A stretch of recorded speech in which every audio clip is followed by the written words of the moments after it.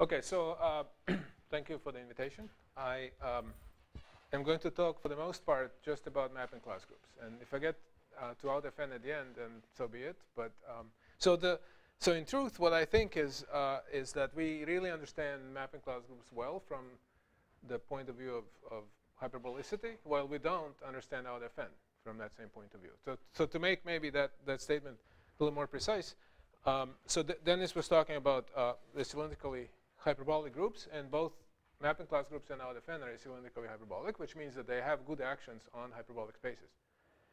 However, when you have an action on a hyperbolic space and you have an elliptic element, there isn't much you can say about it. And now for the mapping class groups, it turns out for any element of infinite order, we can cook up an action, a good action on a hyperbolic space, so that that element is loxodromic. There are no hidden elements. Mapping class group does not hide any elements.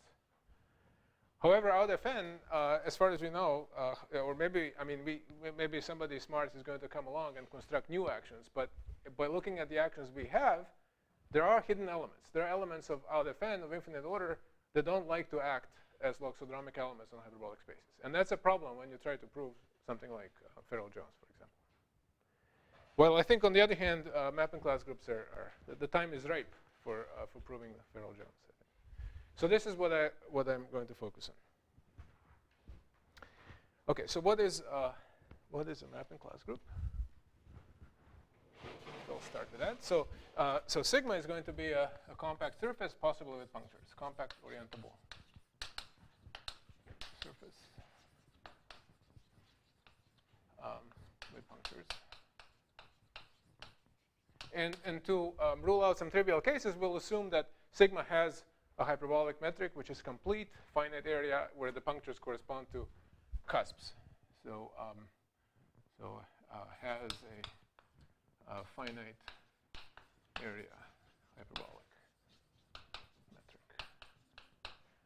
with punctures corresponding to cusps. Okay, so for pictures, I mean, so if the surface is closed without punctures, then it should have genus at least 2.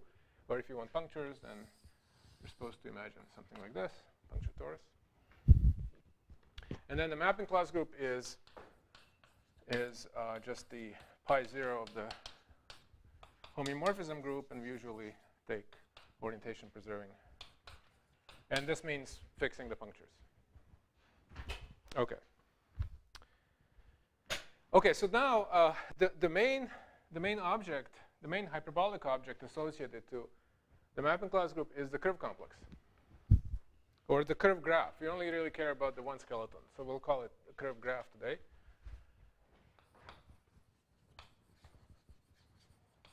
Okay, so this is C of sigma. Okay, so it's a graph. The vertices are going to be simple closed geodesics in this, say, finite area hyperbolic metric you picked. So vertices are simple closed geodesics. So for example, here is a curve, here's another one. Okay, so those. And then edges will correspond to, usually to disjointness. So I'll put an edge if the two geodesics are disjoint. But sometimes I won't get any edges that way. So for example, here, if you draw another geodesic, they'll necessarily intersect. So I'll just say minimal intersection, minimal possible intersection, which is usually 0. But in this case, it's 1. So whenever two geodesics intersect once, you put an edge between them. Okay, so let's say I call this alpha. And this is, I don't know, do another one here. So this is beta, this is gamma. Then, so these three vertices will span a subcomplex in the curve complex, which is, let's see, alpha and gamma are disjoint, so there's an edge between them. But beta intersects both of them, so there's nothing happening there. I don't know. I can throw in another one. Just I don't know. Let's say delta is here, then delta intersects beta, but it's connected to alpha and gamma. So I think this is the picture. So you can construct various subcomplexes of, or I'm really thinking one skeleton here. You can construct various subgraphs just by drawing some curves like this. Okay, maybe a more interesting case to think about is the case of the once-punctured torus, because in this case we can draw a complete picture of the curve complex. So so the example is, in this case, this the curve graph is just a fairy graph. So in number theory, they draw this picture all the time. So this is the upper half plane. And then you have, so these are integer points, 0, 1, minus 1, and so on. And you draw a vertical line to infinity. So infinity is there too. And then you join successive integer points. So the vertices are, the vertices of the graph are going to be rational numbers union infinity, because geodesics are parameterized by the slope in the torus. And the intersection number corresponds to the determinant. If I take two rational numbers, p over q and p prime over q prime, I can form the 2 by 2 matrix, take the determinant. If the determinant turns out to be plus or minus 1, then that means that the geodesics intersect once. And I'm going to draw the edge connecting them. So that's just to end up with a picture like this. Or if you want in the upper half space model, I mean in the disk model, it looks like this. Okay, so that's the curve graph in this case, figure graph. Okay, so what are the properties here?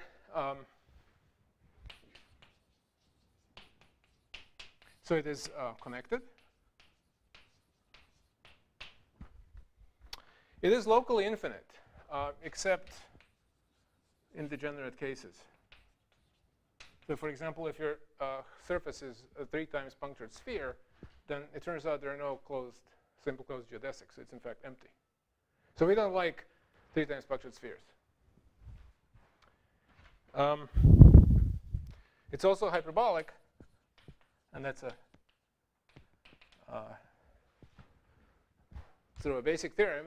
Otherwise, this whole theory would not exist, and it's due to Maser and Minsky. I should also say that there is another complex associated to a surface that has punctures. If you have punctures, then you can draw arcs instead of you can take arcs that are based at a puncture like this. So you get an arc complex, and that's also hyperbolic by a theorem of Maser and Schleimer. Okay.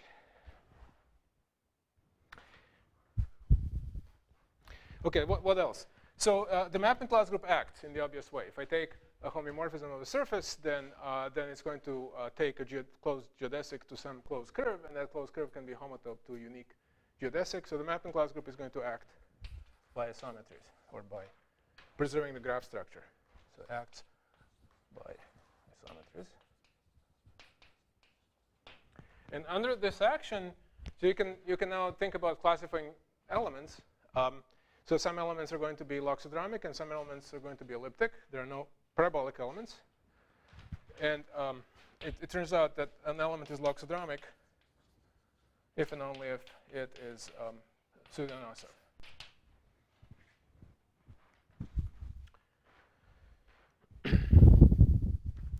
And then Bowditch proved that the action is acylindrical. So this is how we know that the mapping class groups are acylindrically hyperbolic. So the action is acylindrical.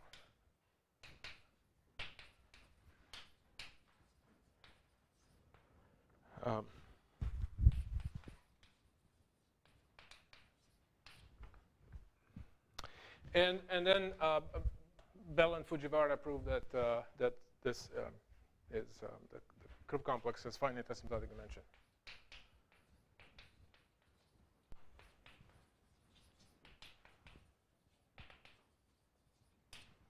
Okay, so I think that's the list of properties that I picked. Any questions? All right. Okay, so the other significant space that we think about when we consider mapping class groups is Teichmuller space. which in fact is older than curve complex. So let me say a few words about that. Technical space.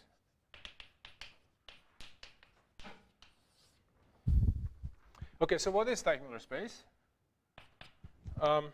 So it's a space of hyperbolic structures on your surface, right? So this is some space of pairs, say x phi, where x is a complete hyperbolic surface with finite area, and this phi is a homeomorphism between x and sigma. So homeomorphism, sending cusps to punctures. And there is some equivalence relation, right? So what's the equivalence relation? Well, if I have two of them, then they're considered equivalent if they somehow just, if I can rename points. And so, so here's so the following triangle should commute. So there should be an isometry between x and x prime. So there exists an isometry, say f from x to x prime, so that the following diagram commutes. So here I have my f, which is an isometry, and here's sigma, and then there is markings over here. And this diagram should commute up to isotopy. Okay, so in other words, this phi is the marking, and you're allowed to isotope the marking around. That doesn't change the point in technical space. And then of course here it's just renaming points. Okay, so the mapping class group acts on technical space, and so class group acts by post-composing. So if I have one of these and I have a homeomorphism of sigma, I can post-compose, and I get a different phi. I keep the same x. That's the usual way in which you make groups act on spaces like this, spaces of structures. And so this action is, I guess I should have also said that technical space is homeomorphic. I guess I'm not telling you what the topology is, but maybe you can, if you don't know, you can probably guess what it should be. If you get near isometries, then the points are close. So the technical space is homeomorphic to a Euclidean space of some dimension 6g minus 6 plus 2p, where p is the number of punctures and g is the genus. And the action of the mapping class group is discrete, it's proper, but it's not co-compact. Okay? And there's a natural metric on technical space, the technical metric, which is invariant under the mapping class groups, under the action. So there exists a metric called the technical metric. There are actually more metrics, but today we'll focus on this one. And it's MCG invariant. And it's very nice because, for example, any 2 points are joined by unique geodesic.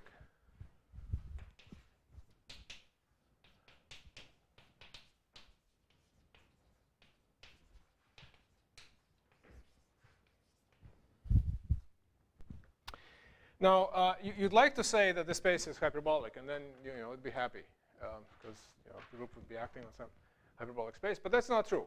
In fact, there are regions that look like products. So there exists. So T has near product regions. Okay, so this is due to Minsky. And to explain, let me consider the following. So consider the subset of technical space that consists of those metrics, hyperbolic metrics, where a particular curve is short. Okay, so I can take here's my surface, and I'm imagining some metric where this curve alpha is short. So this is the space is T. I call it alpha epsilon. Okay, so this is the set of, maybe I'll simplify the notation at this point. So I'll say this is the set of points x in technical space such that the length of the curve alpha in the metric x is less than epsilon. Okay, so I'm suppressing the marking here. So it's really, alpha is really a curve in sigma, and so you're supposed to take phi inverse of alpha, and then you're supposed to measure the length of a geodesic homotopic to that preimage over here. But this is shorter. Okay, so so what does that region look like? So this is, you should think of that as being some kind of a horoball. Here's Teichmüller space, it's a ball, and this is some kind of a subset, and the subset corresponds to some sort of a horoball. And what does it look like? Well, so this is nearly isometric to something like, you take the Teichmüller space. Let's say in this picture we have there's sigma 1 on this side, there's sigma 2 on this side. And what I really mean by sigma 1 is you cut along alpha, and now that's a boundary component. That's not really a puncture, but I'm going to crush that boundary component to a puncture. So sigma 1 is really a punctured surface like this. So it has a Teichmüller space. And there is a Teichmüller space of the other side. And then what's left is, so you need gluing instructions. I give you a hyperbolic structure on sigma 1 and sigma 2. How do you reconstruct the original surface? Well, you have to specify the length of alpha. Here the length is 0, but I have to kind of open it up to length epsilon or whatever the length is, and then I have to glue them together. And I have an R's worth of ways of gluing them together because I can twist. And so this is this third coordinate is really a horoball in H2. So H2 is, think of it as upper half space. And then you have an actual horoball here. So in this direction, this direction corresponds to minus log of the length of alpha. Okay, so alpha is going to be very short. So when you take minus log of the length of alpha, you get some very large number. Okay, so that's going to correspond to a point in this horoball. And then in this direction, I get to twist. Because I have to glue the two in some way, and I have an R's worth of ways of gluing them. Okay, so the Minsky's theorem is that, in fact, this region of Teichmüller space is nearly isometric to this product. The two Teichmüller spaces and then this horoball.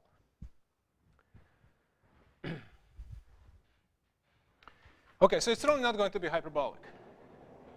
On the other hand, it turns out that most geodesic triangles are thin in some way that can be made precise, but this was developed by Rafi. So let's see how I'm doing on the German technology here.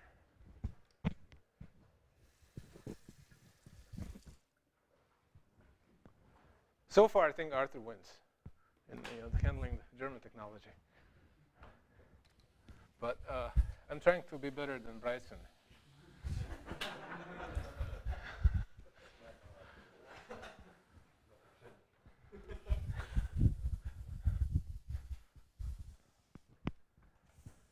You're supposed to run like this. This is okay. Now I have to draw it.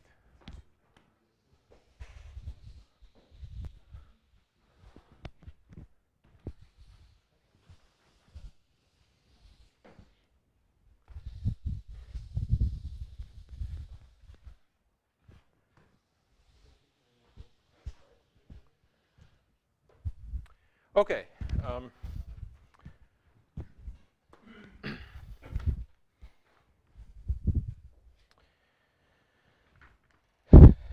Okay, so as I said, lots of triangles, geodesic triangles are thin as long as maybe they don't go into these regions.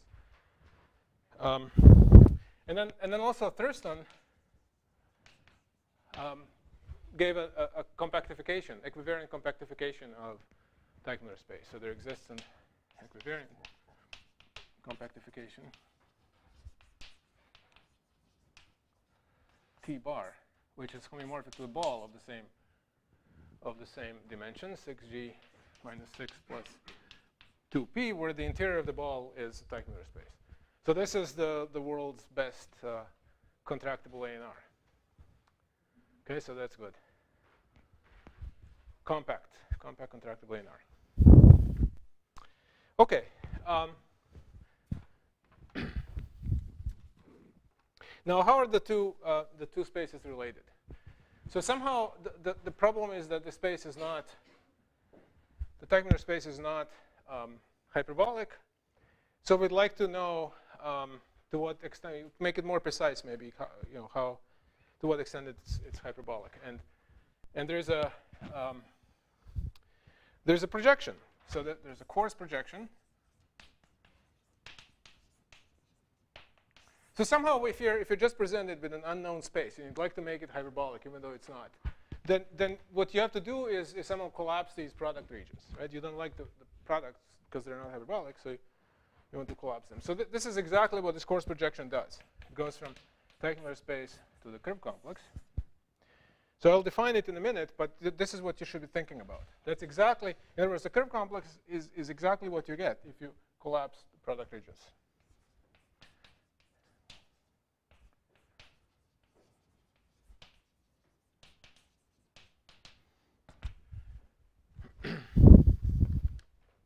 So the construction is, I guess I could make a shortcut here, but I won't, because I want to tell you about a theorem of Bayer's, which really this is using. So what does Bayer say? That you can always find a bounded pair of Pans decomposition. So what's a pair of Pans decomposition? Well, here's a surface, and I can choose some geodesics that cut the surface into pairs of Pans. But in addition, if I'm given a hyperbolic structure, I want to know that these curves are not too long. Okay, so that's what Bayer says. So there exists some constant c sub sigma that depends only on the surface, so that every hyperbolic metric on sigma admits a pair of Pans decomposition with all curves bounded by this constant, less than or equal than c sigma. Okay, so now I can define pi. So define pi of x. So x is now a point in Teichmüller space. It's some kind of a hyperbolic metric on my sigma. I want to take the collection. This is going to be a collection of all curves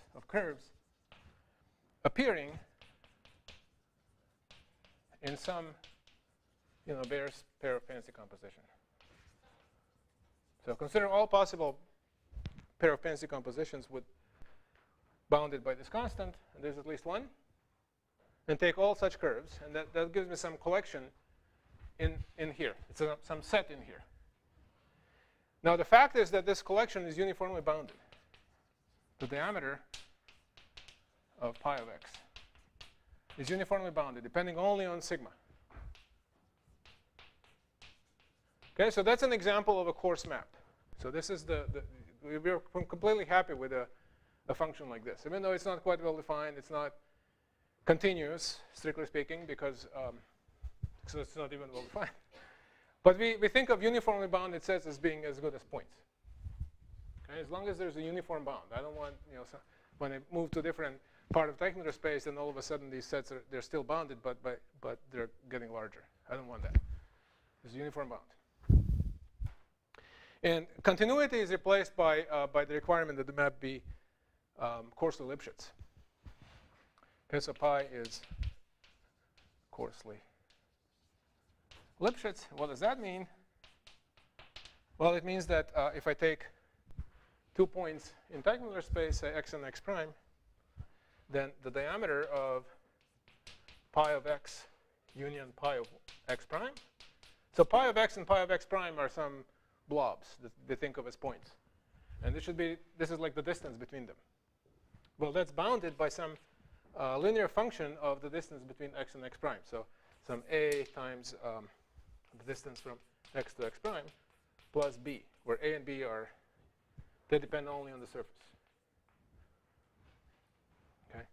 So this B is just there so that you get to consider bounded sets as points. Yeah, I never care about values that are less than some fixed number. But when x and x prime are far apart, then this says that the function behaves just like its Lipschitz. Okay.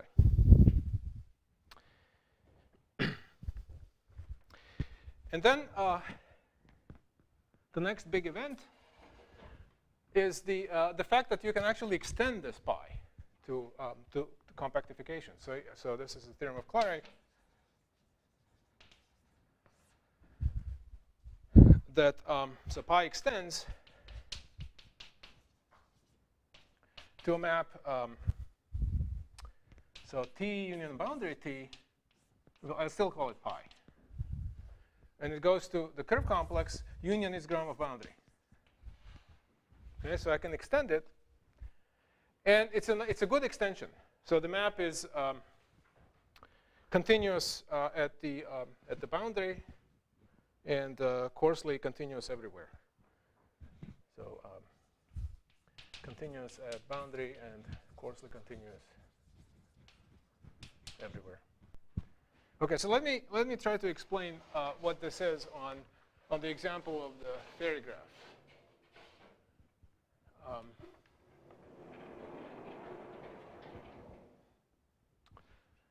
So in the fairy graph case, we understand the full picture, and in fact, this map is very easy to.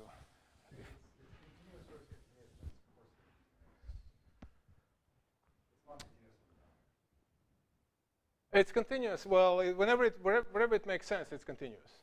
If I take a sequence, if I take points, so it's continuous at irrational points, and at rational points, it's coarsely continuous. Yeah. Yeah, I was hoping to explain that just by example rather than.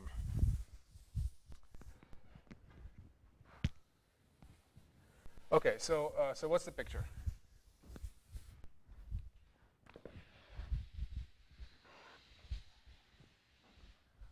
So in the case of the punctured torus, Teichmüller space is really the same as hyperbolic plane. And it's compactified. Its Thurston compactification is usual compactification of the hyperbolic plane. And then the fairy graph actually lives inside it.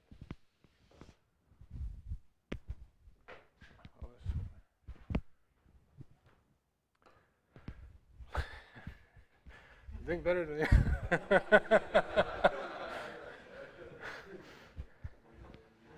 Okay, so.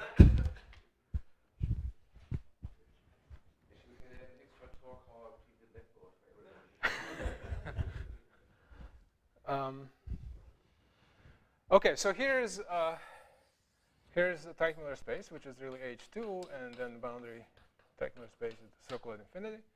And then inside it, I'm drawing the fairy graph.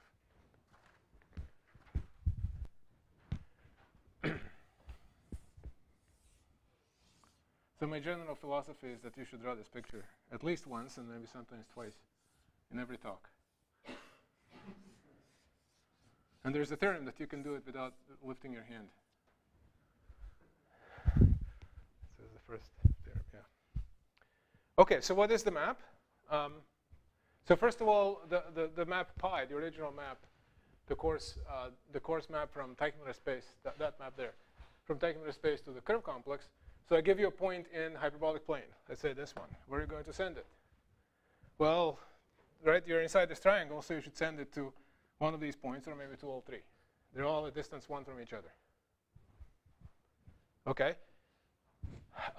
In this extension, some of the points on the boundary go to the curve complex itself, not to the boundary. So I didn't mean to suggest that the boundary goes to the boundary. Parts of the boundary go to C. And you can see that over here, so the rational points on the circle will go to vertices. Each rational point is really a vertex in C, so that's where it goes. And irrational points, if I take some irrational point, then where do I send it in boundary C? Well, I take some geodesic. Let's see. I take a geodesic in Technospace space that sends me, that goes to that point of interest. So this is some irrational number beta, say. And I look at what pi does to that geodesic. Right? So pi is defined on every point here. Of course, it's a coarse map. But it turns out that what I get is a coarse geodesic ray, or quasi-geodesic ray that goes off to infinity in the curve complex. This is what you have to prove, but this is true. So the key feature that Poiré used here is that pi sends geodesics, Teichner geodesics, to quasi-geodesics. Okay, so there's some issue with parameterization, but let's not worry about this. It's just for experts. And so the point is that if I take an irrational point on the circle, which is really I take this blue ray, when I send it to the curve complex, it's going to give me a quasi-geodesic ray, which will be going off to infinity, and it will define a unique point on the boundary. And that's where I send it. That's where I send beta. So pi of beta is going to be that point in the Gromov boundary of the curve complex. All right.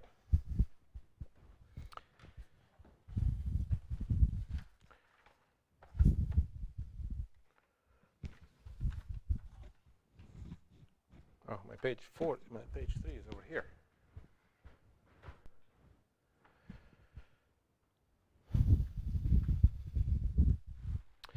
Okay, so this is all great. It's a very nice picture, but we still have the problem that there are these regions that we collapsed, and we don't want to really forget anything. We want to recover these regions that are collapsed. Okay, so this is where the theory of subsurface projections comes in, and this also goes back to Mazur-Minsky. So Mazur-Minsky did maybe 90% of all of this. So so this is subsurface projections.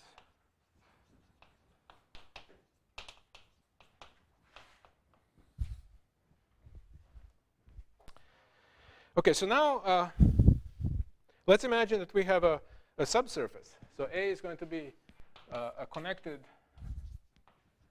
pi1 injective subsurface.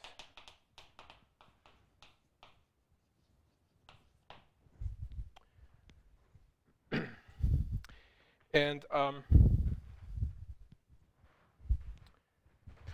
I want to consider the curve complex of A.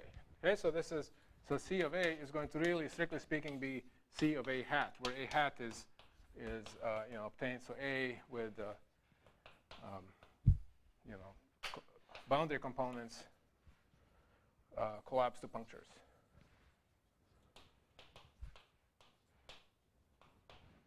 Okay, so I have my surface, and then I have a subsurface.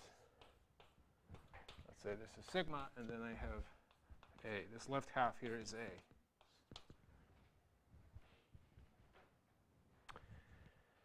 And what I like to do is make a projection, not from I want to go from the Teichner space of the surface sigma, not to the curve complex of sigma, but to the curve complex of A. Okay, so this is where I think I'm losing information when I'm in the part of the space where this curve is short. Then my projection will send anything that happens over here into that curve, because that curve is short, and I don't like that. So I want to declare that you're not allowed to pick this curve. This curve was just crushed to a puncture, so you can't. That's not really a geodesic anymore once it becomes a puncture. So you'll be forced to pick something else, and maybe you'll pick something more interesting over here. Okay, so so the projection is pi sub A, and it'll go from Teichner space of sigma as usual. Okay, Teichner space of sigma, but it will go into the curve complex of A. Okay, so I'm hoping that this is going to give me more information, and it does. Hope it's good. So how does this work? Well, first of all, there's a basic construction that if I have a geodesic in sigma that happens to intersect A, then I can, from that information, I can obtain, I can get a curve just in A. Okay, so let's say I have here's a curve. Say gamma. It's a curve in sigma. It's not contained in A, but there's a natural curve in A that you can view as a projection of gamma to A. Okay, so if gamma is a geodesic in sigma and it intersects A, then I can project the curve. So I'll use the same letter, pi. I mean pi sub A of gamma, although I should probably say pi sub A prime or something, but this is overloading, right? This is allowed in computer science and therefore in math. Pi A of gamma is a well-defined collection of curves in A. Now, how does that work? Well, you restrict and close up. So that's what this does. So it's restrict and close up. Okay, so if you haven't seen it before, you can probably guess what it should be. So I have this curve gamma. I restrict it to A, and I just get this arc. Okay, but I don't like arcs. I like simple closed curves. So I'm just going to close it up. So I can close it up either this way or the other way. It doesn't matter because all the choices are going to be boundedly close to each other. So pi is still going to be a coarse map. Okay, so this is what you can do when you have a curve. And if you have a hyperbolic structure, then you just do the same as you did before. You take a Bayer's pair of Penz decomposition. Now you're guaranteed that something will intersect your curve, your subsurface, sorry. It couldn't be that the whole pair of Penz decomposition is disjoint. And so you just take whichever curve intersects it and do this construction. Right? So pi A of x is so project so this is really pi A of the Bayer's pair of Penz decomposition. Okay, so that's as before. This is a well-defined coarse map, coarsely Lipschitz.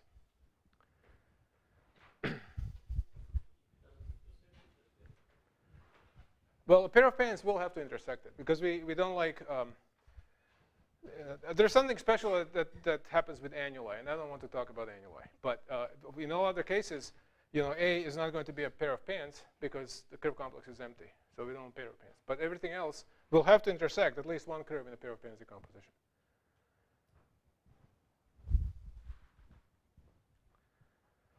Okay, this is why I talked about pair of Penz decompositions instead of, in this big projection, I could have just said pick the shortest curve. That would be fine. But then here you still have to do something. Okay.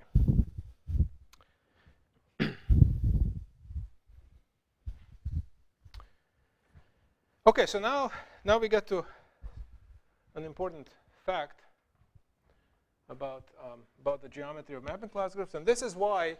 So this is somehow the main reason why we think we understand the geometry of mapping class groups, because all these projections to these hyperbolic spaces explain completely the large-scale geometry of mapping class groups. So here, this is called the distance formula. All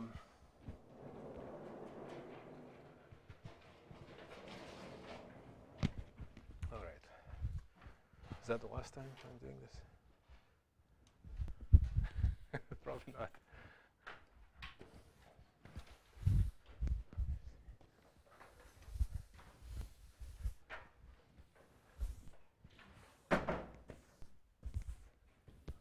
It's not mandatory anymore.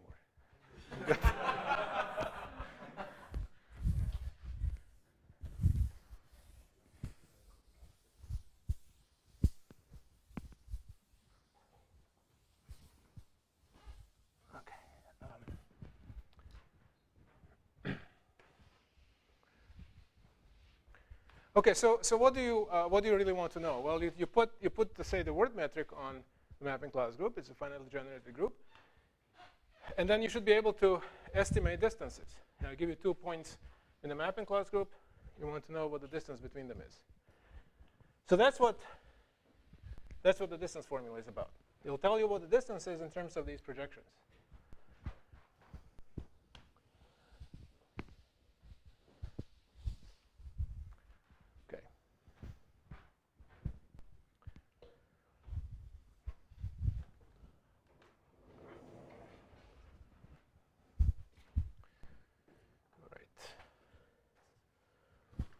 lost it again. Over here. Okay. So distance formula. And then we're getting tired of saying this, but this is still Izerminsky. Okay, so what do we have? We have the mapping class group, and it's acting on Teichmuller space. So I have inclusion of mapping class group into Teichmuller space by, say, an orbit map. And then I have these projections that I can put all together. And so I have a projection to all these curve complexes of A's, where A is some subsurface of sigma. This includes, of course, A equals sigma itself. One of these coordinates is curve complex of sigma. And it also includes the annuli that I didn't talk about.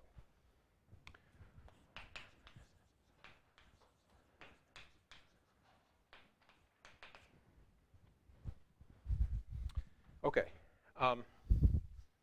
And so here's the theorem.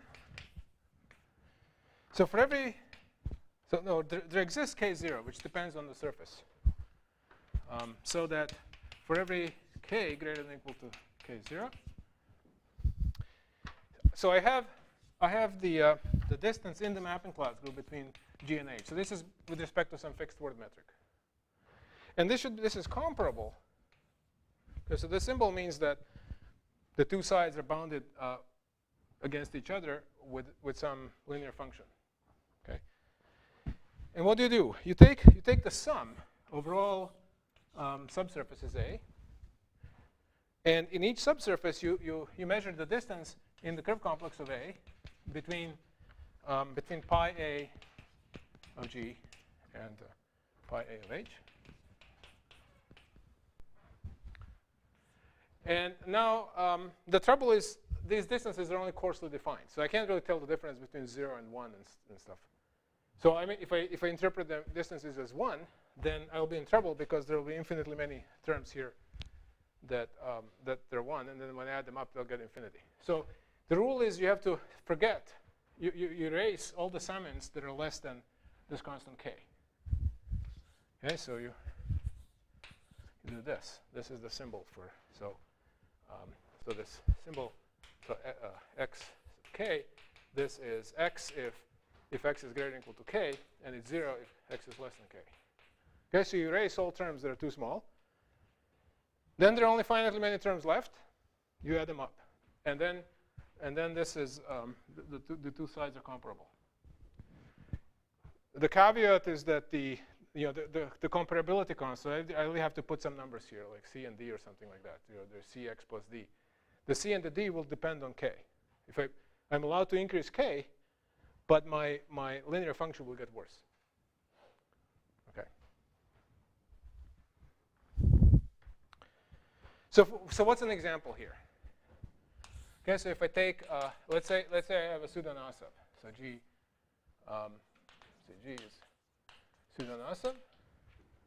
Then if I take a large enough k, so if k is large enough, then suppose I want to compute the distance in the mapping class group between the identity and say G to the n.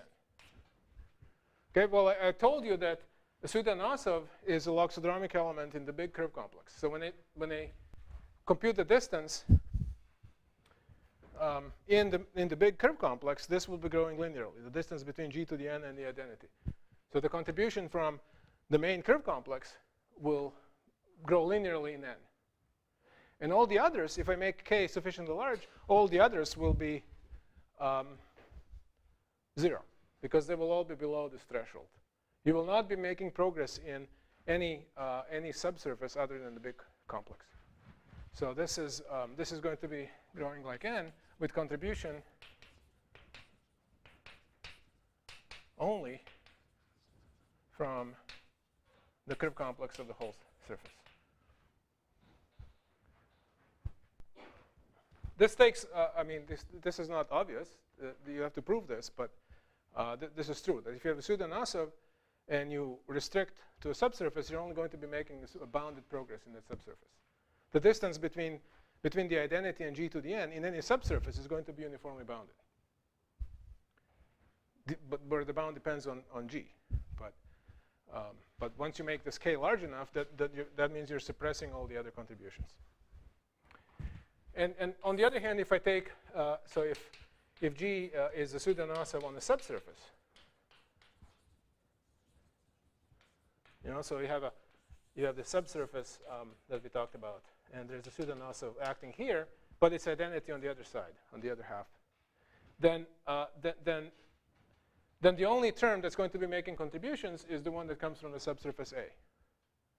If I take, for example, take the big surface, there's this curve that's fixed, and so the distance between projections of G to the n and the identity is going to be uniformly bounded for any n. Okay, so here in this case we also get contributions just from one term. But we can see that now with these other projections we're capturing the information in the mapping class group that we didn't see before. We just looked at the big curve complex. Okay.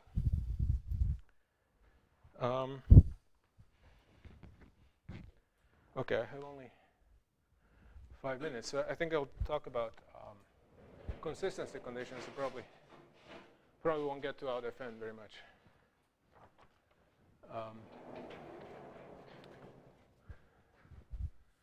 Okay, so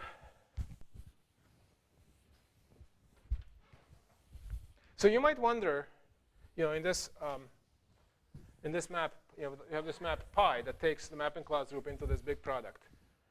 Whether that's, for example, coarsely onto. That would not be so good if if the mapping class group looks like an infinite product of hyperbolic things. But it turns out that the image is much smaller.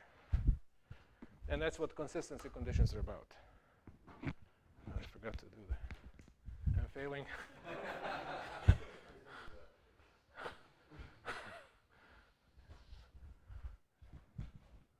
The colored water.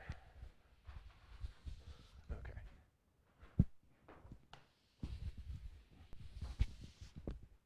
All right. Not good.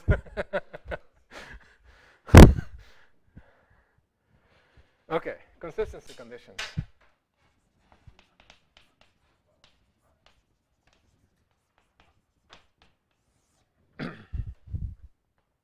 Okay, so the main point is that this function pi that we have from the mapping class group into this infinite product of curve complexes is far from onto.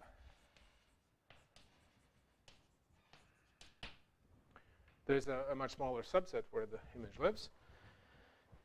And so what are these consistency conditions? Well, one is that if you, this one is maybe less important than the next one, but I'll just say it. So suppose you have two subsurfaces and they're nested like this. Now if I have some curve that I first project to B, and then I take whatever I get and I project to A, or I directly project to A, I will get the same thing. Okay, so this just says that pi A is uniformly close to pi, AB. This is the projection from the curve complex of B to a composite pi B. In other words, if you know where you're projecting in B, then you also know where you're projecting in A. There's no additional information here. But the other one is actually more important. That if so I'll use the symbol here that A is transverse to B, or A is in general position with B, to mean that they're not nested and they're not disjoint. Not disjoint. Not nested. Okay, well then it turns out that, and you take any x, any, well, yeah, okay, take any element of the mapping class group or any hyperbolic surface x. So then either pi a of x, so let's call it x. X could be a mapping class group element or it could be a hyperbolic surface. So pi of x is either close to a particular point, namely the projection of the boundary of B. Okay, so pi a of x is either close to a particular point in A, namely this point, or pi a of b, this means bounded distance from each other, or pi of b of x, pi b of x is uniformly close to a particular point in B, namely this point. In other words, you look at the product of just two of the coordinates. So you have the curve complex of A, and you have the curve complex of B. And in both of these, you have a preferred base point, namely, so let's call this point the the base point in the product. This point is just the projection to A of the boundary of B, comma pi B of boundary of A. Right? That's sort of a preferred base point in this product. What this consistency condition is saying is that the image, if you just project to these two coordinates, the image will be contained in some neighborhood of this cross. There's some bounded neighborhood of the wedge that contains the whole image. So instead of taking the whole product, you can just take basically the wedge, or you can take two copies of the curve complex of A and curve complex of B, and you can join them by an edge at the base points. That's just as good as taking the product. But this is much better because it's that wedge is a hyperbolic space, while this product wasn't.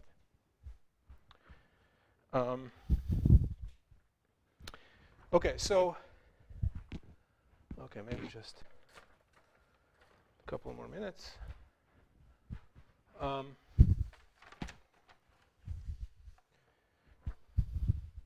Okay, so the theorem that proved with Bromberg and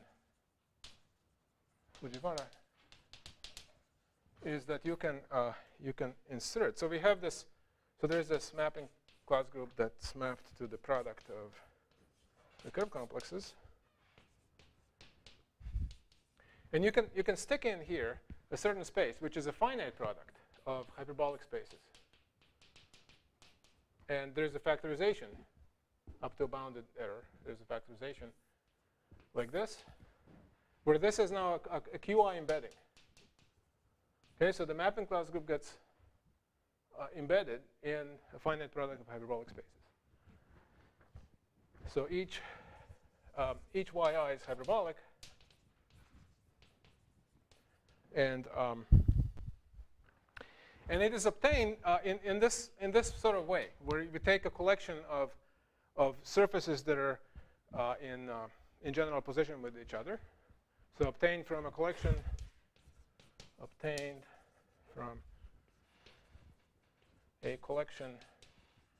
of curve complexes, say C of AJ, with different J's being transverse to each other. So AJ, AJ1 transverse to AJ2, by gluing them in a tree-like fashion, or quasi-tree-like fashion.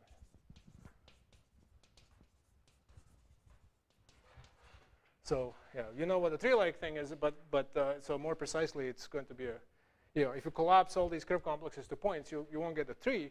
You'll get something that's quasi-symmetric to a tree. But you should think of it as a tree, in a quasi-tree-like fashion.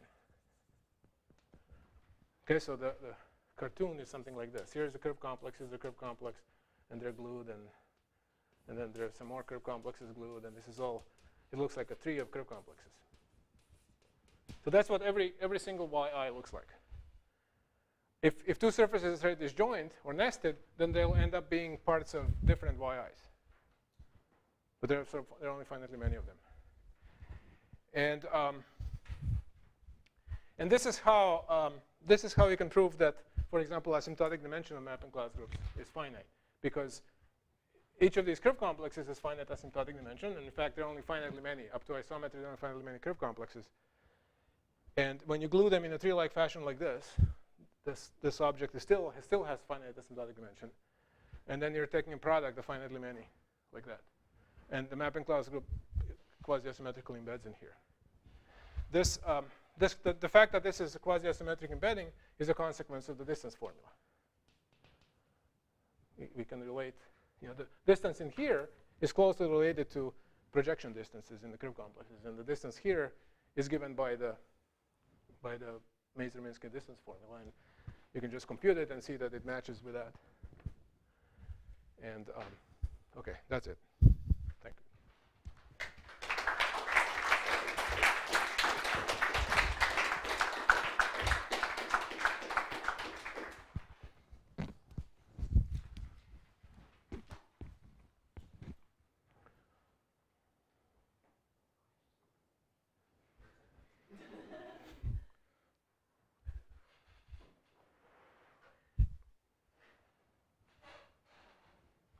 Let's have cake. Yeah.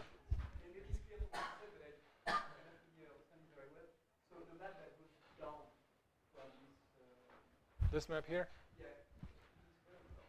Yeah, so it's so first of all, you can, given one of these curve complexes of the subsurface, well, it's going to live in a particular yi. So I can project to that coordinate. Okay, so I first project to that coordinate, and then this curve complex is one of these blobs. And then I have nearest point projection. I can collapse everything to the nearest point, and that'll give me a map from that yi to that curve complex. And that's what this is.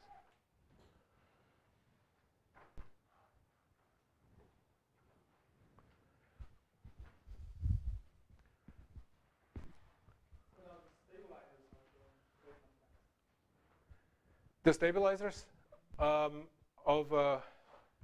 one of these curve complexes in here, or you mean points in the curve complex? Yeah. So a point, so say a vertex in the curve complex is a curve. So I have a subgroup of the mapping class group that preserves that curve. That's a stabilizer of a point. So it's very big. Yes, it's very big.